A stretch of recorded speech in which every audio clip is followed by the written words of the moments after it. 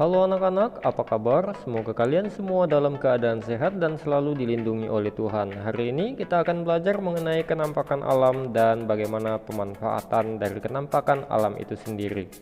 Ya, baik, mari kita masuk dalam materi kita.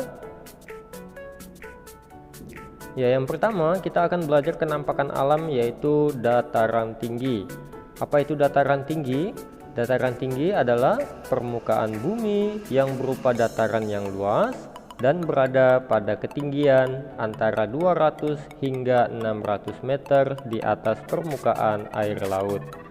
Nah, anak-anak, udara di sekitar dataran tinggi ini terasa sangat sejuk dan juga dingin. Maka dari itu, pemanfaatannya sering dimanfaatkan untuk diantaranya salah satunya itu digunakan untuk perkebunan teh, kopi, dan kina. Kemudian yang kedua ialah peternakan sapi perah, ya. Kemudian juga digunakan sebagai tempat wisata. Kemudian yang kedua ada dataran rendah. Apa itu dataran rendah? Dataran rendah adalah permukaan bumi yang berupa daratan yang luas dan berada pada ketinggian di antara 0 sampai 200 meter di atas permukaan air laut. Nah, anak-anak, dataran rendah ini seringkali dimanfaatkan antara lain yang pertama dijadikan sebagai tempat pertanian padi, tebu, karet, kelapa sawit, dan lain-lain sebagainya.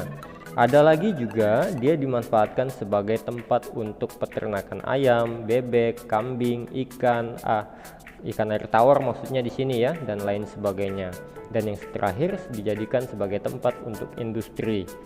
Ya, kemudian yang terakhir pantai. Apa itu pantai? Pantai adalah perbatasan antara daratan dengan air laut. Jadi dia tempatnya yang berbatasan langsung dengan air laut ya.